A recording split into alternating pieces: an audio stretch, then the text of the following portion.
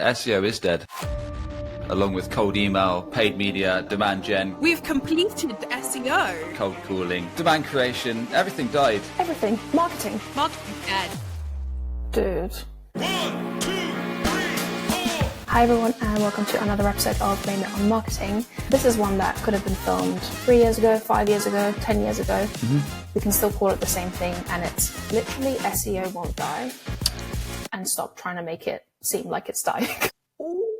We've got a wonderful guest with us. I'll let him introduce himself. Sam Dunning, founder at Breaking B2B. Why do you think people have been saying this for ages? SEO is changing a lot, especially right now. Oh. As a marketer, you need to show as much sign of success as you can. So true. Google's still a beast, so don't ignore it. But we need to start thinking about ranking on LLMs. What's the reality of how people actually look for stuff? SEO is definitely not a good fit for every business. You'll pay 10 grand a month for a really expensive PR agency. Oh wow. But then you won't dovetail that with SEO. And they won't even get any backlinks. I can't. Crazy. You're going to supercharge your revenues and turbo X your SaaS solution. Who the fuck would say that? Go on, girl. If someone's pushing something on us, it doesn't work. We need to come to the answer ourselves. Shocking.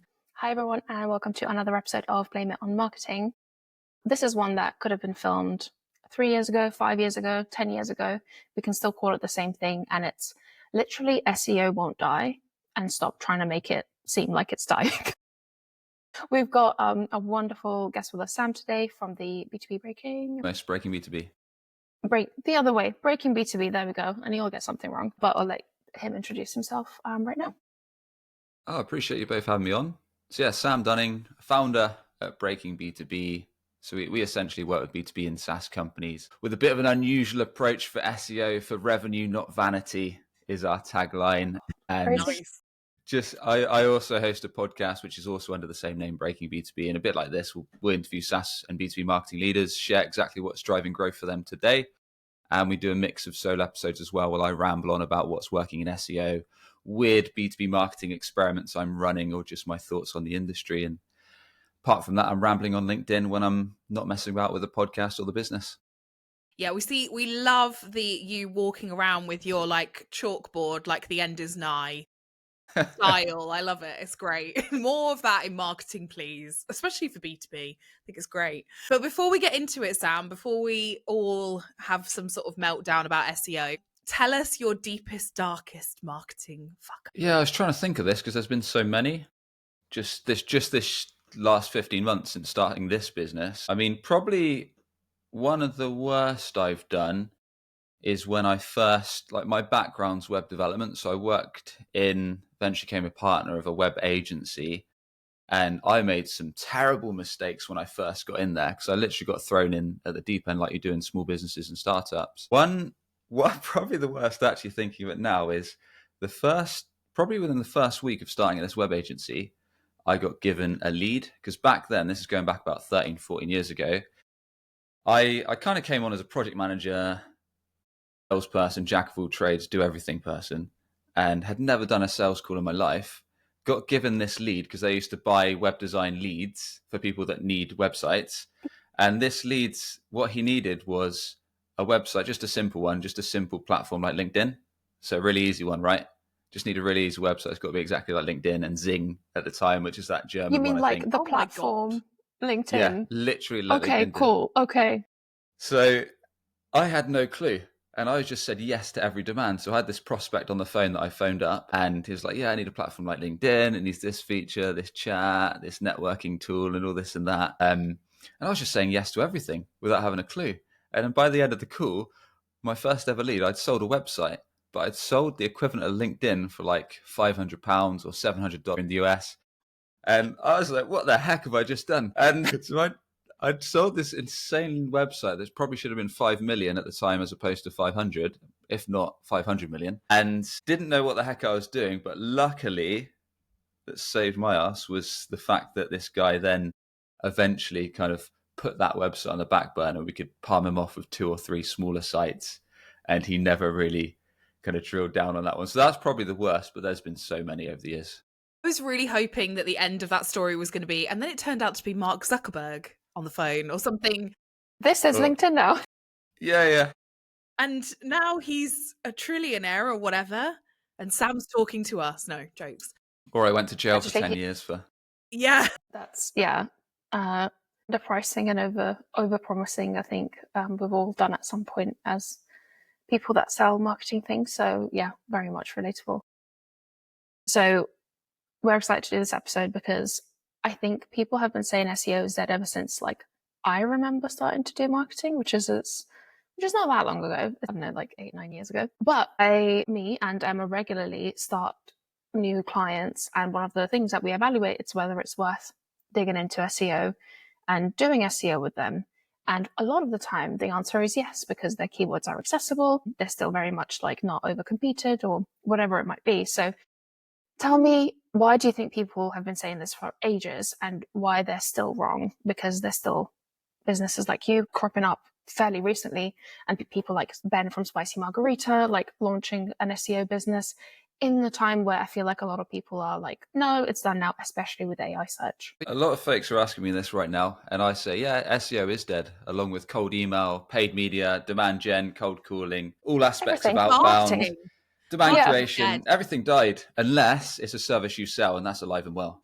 So yes, that is the philosophy. But I suppose the way I look at it is SEO is changing a lot, especially right now. And depending on your dream client, it depends on their habit. So I suppose the problem is a lot of folks, it's ingrained to go to Google to search. But if you've got a more technical ideal client profile, then they're more likely to be using AI LLMs to search, which we can dive into, be at ChatGPT, Perplexity, Gemini, whatever. Now, the way I look at it is I'm a bit weird in the fact that I say that SEO is definitely not a good fit for every business. There's many cases in B2B and SaaS and tech there SEO is a complete waste of time. One of which might be you are creating a new category or a new solution that folks simply aren't aware of.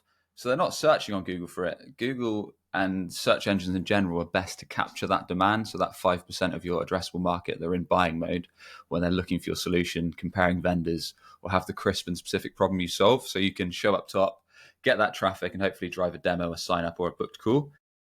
If folks don't know about your offer, they aren't searching for it. So SEO is a waste of time. You're way better off kind of learning where that ICP hangs out, spends their time, gets their trusted info and marketing and sharing the problem you solve, educating, entertaining there. Another situation it's a waste of time usually is if you're VC backed, you're funded, and you've got extreme pressure on you to drive results like next week, next month. Although a lot of the stuff I share, you can drive pipeline with SEO as quick as 90 days. If you haven't got that runway, you're way better off just doing like an aggressive paid media campaign, maybe some outbound sales or kind of pushing for referrals or stuff like that, because it's just not going to get the resource or time that it needs. And probably the third use case where it doesn't make sense is if you simply either lack the resource in-house or that have the lack of know-how how to drive a pipeline driving revenue focused SEO strategy, or you just don't have the cash to hire a contractor, freelance, or agency. In that case, you're better off kind of looking at what you can do realistically and then giving it a good shot. So yeah, a lot of the time it doesn't make sense, but other times it will make sense if you've got the right market, if folks are searching for your solution, and you have got resources to make it a success and a timeline to make it a success, if that helps. Definitely. So there are obviously quite a lot of misconceptions around SEO. A couple of my favourites being there's no point in doing it because it is so competitive. But as you've already rightly said, Sam, people are searching for it. So you probably do want to stick your hat in the ring, right? You can tell me whether you think that's mad or not in a sec. And then the other one is the one and done argument. So like, hey, we've been paying for SEO for a year. We've completed SEO. And that is one of my, I mean, God, the amount of board meetings I've sat in where people have actually said that sort of thing out loud is shocking. So yeah, Sam, what are some of those other misconceptions? What do you think about the ones that I've just mentioned, but to name a few? I suppose starting with competitive markets. So one way to look at it is the opposite of what I talked about just then, is if you've actually got tons of people searching for your solution, your software, your service, your offer, I actually think that's good because one, there's probably a lot of giants that are super slow moving. And it often means kind of smaller businesses, scrappier startups can get stuff published and live and actually make a dent quite quick. And the other thing is, like many things in B2B marketing, there's riches in the niches when it comes to SEO. So an example I often use is like proposal software as one. Like there's tons of players in the proposal software space. You've got Proposify, you've got PandaDoc, you've got GetAccept, you've got Quilla, you've got loads. So I would say, and same with things like calendar scheduling or calendar scheduling software, like massive players, right? Calendly, Chili Piper, etc. So you could go for those kind of classic category-based search terms like best calendar software or best proposal software, but it's going to take you a lifetime to build up the authority, earn the backlinks, get the content. You're going to probably talk years before a new business could start ranking for some of that stuff. So you'd want to take a much more drilled down approach. In that case, you might be a B2B tech company, and you might think, instead of just going for those real high traffic competitive keywords, you go for longer tail stuff like offer for industry, like work out what are the, and this is just good marketing sense, like review my CRM, what industries have I historically sold well into, which ones do I enjoy working with, which industries have the expensive problem I solve, I'm motivated to solve the problem, and we actually drive impact for. So that might be HR, fintech, sales teams, recruitment, whatever. And then you do offer plus industry kind of searches like best calendar scheduling tools for recruitment teams, etc. Be way easier. And something a lot of kind of tech and software companies seem to be a little frightened to do is kind of alternative based searches. Again, this is something that can rank really fast. So, and some of these terms like we've seen rank 30, 40 days, so quite fast, is basically make a list of your main competitors that always get brought up in sales calls to an annoying level. So if you're in the proposal space, that would be like Proposify, Quilla, PandaDoc, and just make alternative or versus pages for them, where you basically do a fair comparison of your competitors, but you position yourself as at the top, but you share kind of your differentiators in the market, why folks choose you, comparison tables. You share where you fall short, but where you excel. And those are really quite fast to rank. And the reason they work is because typically in B2B, folks evaluate 3, 4, 5 vendors on a short list before making a decision. So that's why folks search for stuff like competitor alternative, competitor pricing, competitor reviews. So those can work really well, especially in B2B tech, to rank quite fast whilst you're trying to kind of look at those more meaty keywords like best X software, etc. I think to add to that as well, like understanding what the space actually looks like. So if you're bringing in a SEO agency or freelancer, they will have tools in place. If, like, let's say you've never properly worked in SEO for some reason, I don't know, that's not your specialist area, they will have tools that will tell you how competitive things are in terms of keywords, and also how worth it is going after them in terms of volume. So I know me and Emma have seen some previous clients kind of going for stuff that's really difficult to get because it's like the best fit keyword, but it's like you're never going to rank for that. That's wild. So why waste your time and money? But some SEO agencies will be like, well, shit, that's what you want, like I'm gonna tell you it's probably not good, but I'm not gonna keep pushing. So just be really realistic about that. Because again, if like HubSpot's place one for the keyword you want and it's like a high competitive keyword, it's just not gonna happen probably anytime soon. Yeah, but also it's that, and it's also like back to your point, Sam, about the long tail keywords. It's like actually, like if you think, for example, you're selling to like, I don't know, HR audience. Ruta and I do this a lot. So this is our example always. Yeah, there are some huge players in that space, like HR tech, massive. But yeah, if people aren't actually, people generally don't search. Like if you know your ICP well enough and you know that your ICP is not necessarily the most tech savvy, as our HR audience tends not to be, probably not in the same bracket as say like marketers or, sales leaders, they probably are more tech savvy. But if you know that about your ICP, you can then also target things that they are actually searching, like how do I do a performance review, those sorts of things. So that is not just straight up going for the performance management software keywords, it's like how does your audience search, understand your ICP, understand their level of comfort with search. And that's we're not just talking about Google, are we? We're now talking about the LLMs as well. So I think that is also part of this, isn't it? It's like, what's the reality of how people actually look for stuff, not just what keywords do you fancy? It's very true. And something that I see a lot of SEOs skip in general is they're very focused on ranking search terms or ranking pages, but they completely neglect customer research. Mm-hmm. So there's no point ranking content if it's not going to resonate and build trust with the ICP and then convert them. Because the chances are you might rank a page, but it'll probably just have a super high bounce rate. And that this is more and more important if you sell a higher ticket solution, service, or piece of software, because that ICP is not stupid. And if they just land on a page where half of it's been AI generated and it's got like crazy buzzwords like we're going to supercharge your revenues and turbo X your SaaS solution in this crazy amount of time and all that kind of stuff, it's just going to look like nonsense. It's not going to be the words they actually use or talk about the problems that they're. So I think what you mentioned there, Emma, was great, because Jobs to be Done is an awesome framework that a lot of folks in SEO neglect. So there's various, and this is a massive conversation in itself, so I'll try and keep it snapshot, but SEO is greatest when it's a demand capture channel. So that's why those kind of best tech software, competitor alternative, like offer for industry terms work really well. Then mid-funnel, you can have like offer checklist or offer templates or solution wireframe, whatever.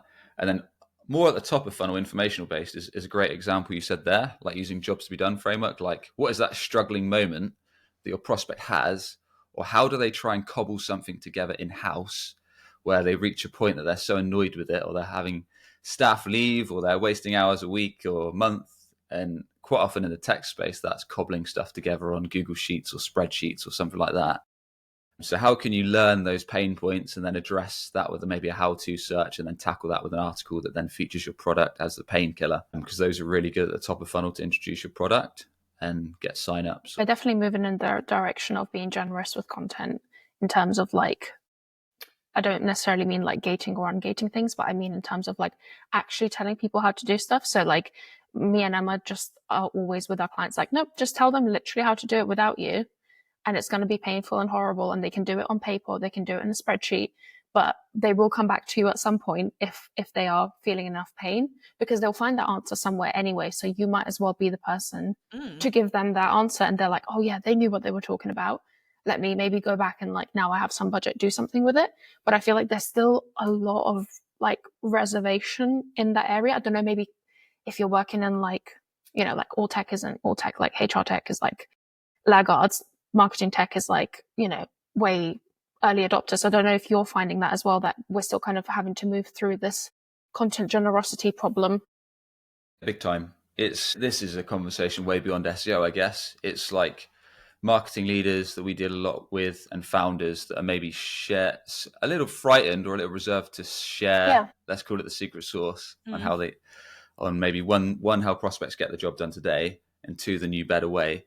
And I suppose someone like me or yourselves are a bit of an advantage, because if you run your own business, it doesn't really matter. You've got no seniors ahead of you to say you can't do that.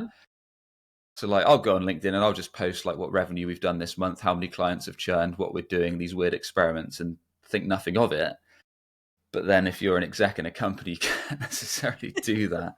But I think that the trouble is, like, trust is such a difficult currency, where in 2025 and beyond, and like you said, this goes beyond just kind of writing blog posts or landing pages or content for your website. If you can lead with what your customers actually care about and where your company falls short compared to competitors and where you excel, it's going to help with that trust, especially in the world of AI when everything's so easily faked now. So I think that's a really good point. Yeah. I was thinking about this yesterday, really weirdly, while walking my dog, because I'm a loser and I've got nothing better to think about. But I was thinking about how many companies that, like B2B wise, that you use, like tech that you use, just because you actually like the company. Like, the tech doesn't even necessarily need to be particularly great, but you're like, I just like you. And obviously that goes back to that trust point that you're making. But the reason that I tend to like them is because they're helpful. They're helpful, they're good, they make me laugh, all those things. And it's so interesting. Like, I mean, obviously it plays into every bit of marketing, right? Not just SEO, but that is still fundamentally there. Again, I think I have met some SEOs where that's not on their radar. It's like, no, don't give away everything up front. Don't do that. Stick to just hitting the keywords. Like you say, then Sam, you end up with pages that are just garbage. That nobody actually wants to look at. So it's a bit of a battle, I think. If you're an in-house marketer, or an external marketer, and you're dealing with your SEO agency or your SEO freelancer, how can you, I guess, maybe best approach that conversation so that there is a bit more of a balance between, you know, what Google wants versus kind of you trying to be that company that people actually look at and like?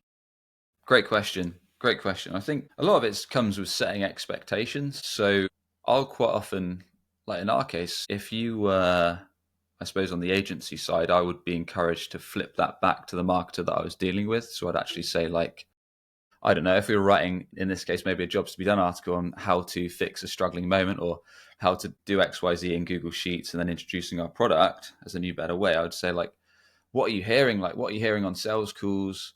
What's often being raised? Like, what are the frustrations with it?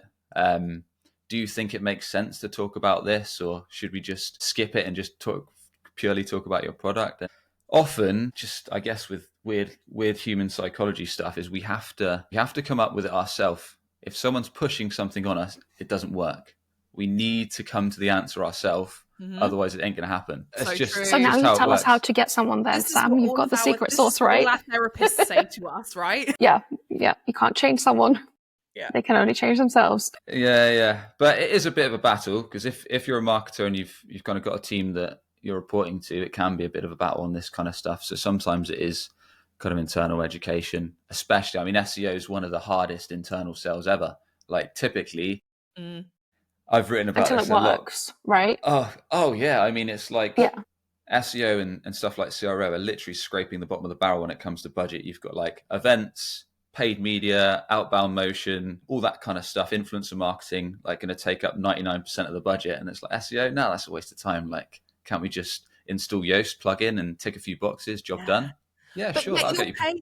you'll pay 10 Legit, grand some a people month. think it is that though. Yeah, but you'll pay 10 grand a month for a really expensive PR agency, but then you won't dovetail that with SEO. Are you like, I can't compute. I don't get it. It is an interesting one. What I've seen so far is I never see companies get bought into SEO unless their marketing leader has done it before or their founder has done it before and seen success. Otherwise, it very, very rarely happens. So interesting. It's probably because me and Emma have done SEO before and have seen it succeed so many times.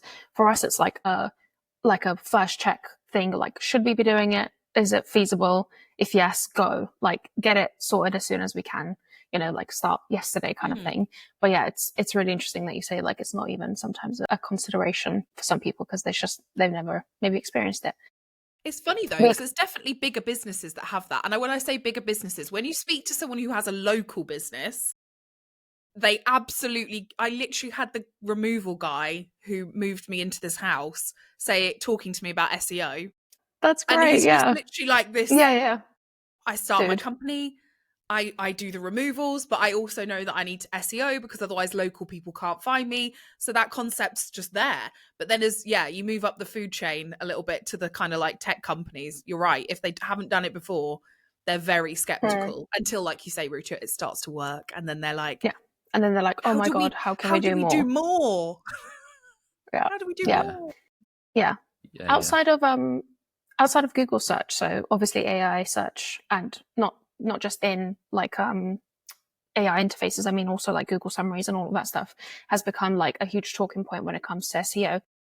But no one's really, beyond being like have good SEO so you pop up, no one's really got anything to say about it. Is there anything you can add to it? Like, how should we be thinking about it? Is it something we need to like, shit our pants over in the next 12 months, or just do good SEO and you'll be fine? I would say first and foremost, like, before anyone tunes into this and absolutely panics thinking, let's go all gun blazing on LLM optimization and AI search, and we need to be top for every single query on ChatGPT, Perplexity, etc. I would first take a step back and think, like, what does my end client, what are their habits? Because like you said, in HR, for example, let's pretend that our actual dream client is a little bit old school. They might not actually be using those tools much yet.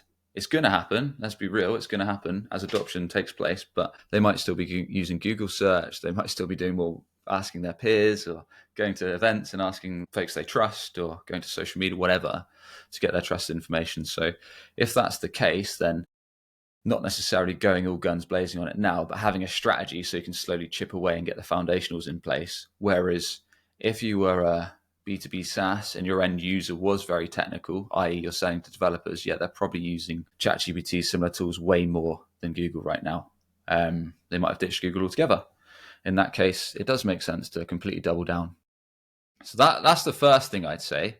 And the other thing to set the field before I give some advice on what actually is we're seeing work to get visibility on LLMs and AI searches, a app called Rand Fishkin did a report, Spark Toro and a company called Datos did a report a few months back.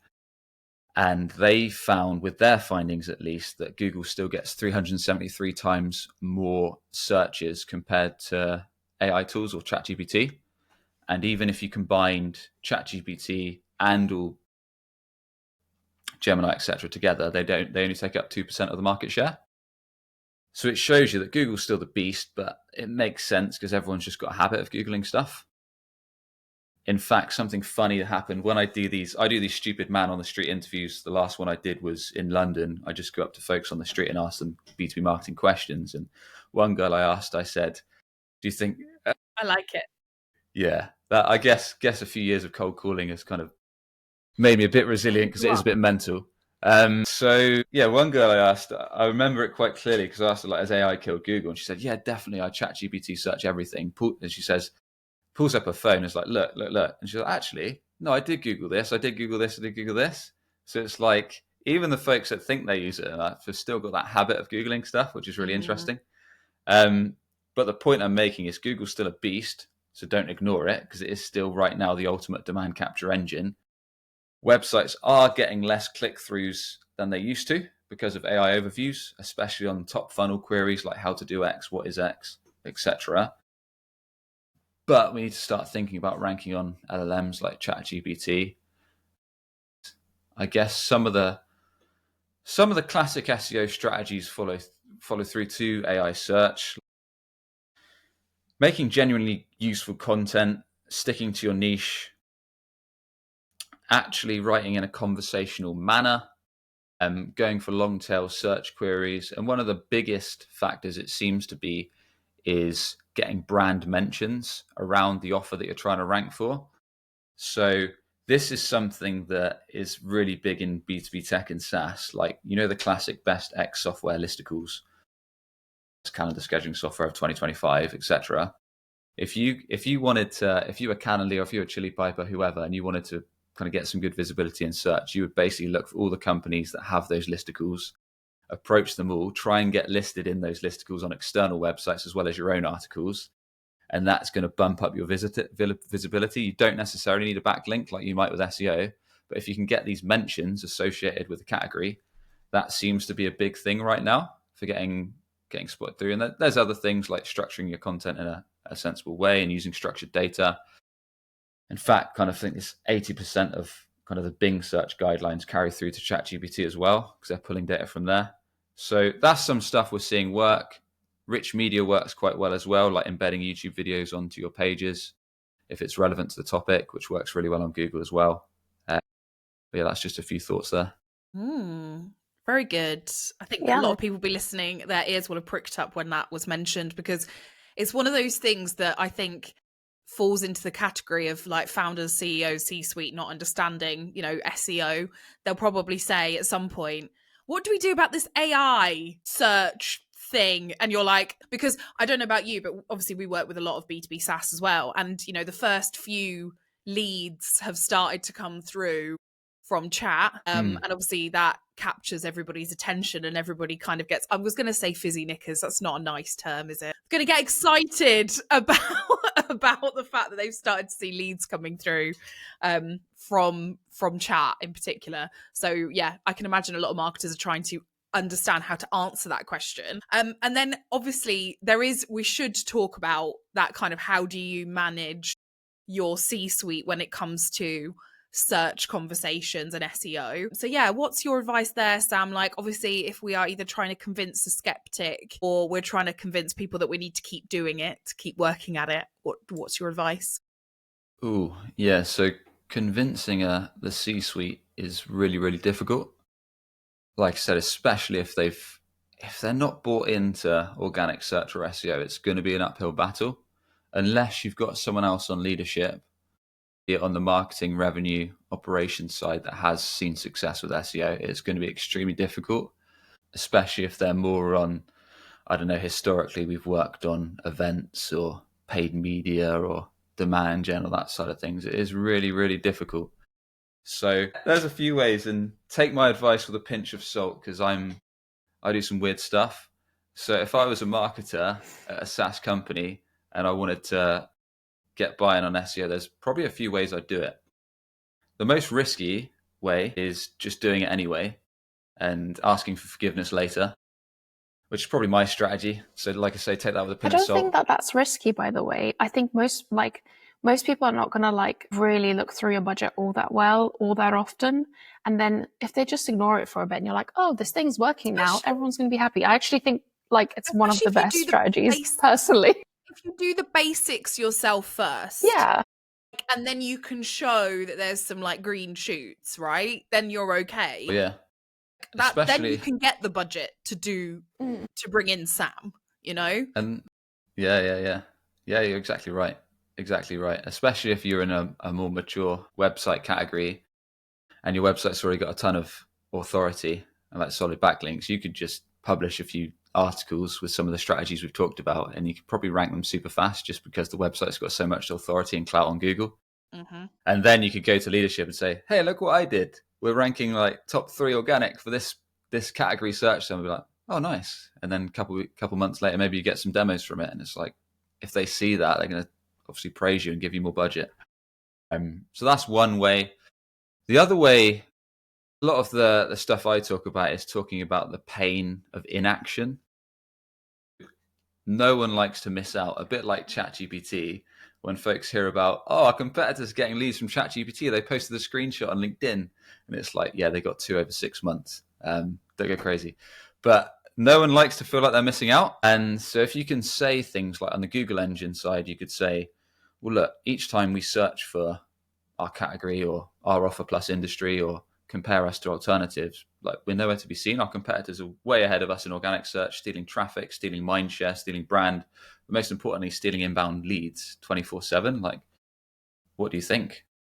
Get them to talk, get them to raise their thoughts. Don't push anything on them. Just give them the information, let them speak. That's quite powerful if you've got someone that's open-minded on leadership. So those are probably 2 of the best strategies if you've not done SEO yet. If you're doing SEO, then as a marketer, you need to show as much sign of success as you can. So you need to take a revenue-driven approach, like we've been talking about, starting with what can give us the quickest time to value possible. And then you need to show signs of successes at every point. So I don't know, if you're getting some top 3 organic rankings on Google, then take a screenshot, chuck it in a Slack group. If you're getting improved session times on pages, then again, take some screenshots, share those. Likewise, if you're getting more visibility on key pages of the website, like pricing, demo, case studies, etc., show that data. Maybe the sales team can then follow up on that if you've got an intent tool or website visibility tool and that kind of stuff. And then eventually, if you're getting demos that are saying, how did you hear about us, Google search, or make sure your sales team are also asking the question again. Don't rely on that field. Get them to say, what was your full route to stumbling upon us today? So they can double down to see if it was an organic search, share those recordings with the team. So basically show every sign of success that you can as it comes, so you can keep leadership in the loop. So just to wrap up this episode, Sam, then we would love to ask you if you have any marketing gossip. It could be something you love, something you hate, something that just won't leave your thoughts. There was one that used to grind my gears a lot on LinkedIn. That was, I think people have stopped doing it now. It was actually mainly sales reps.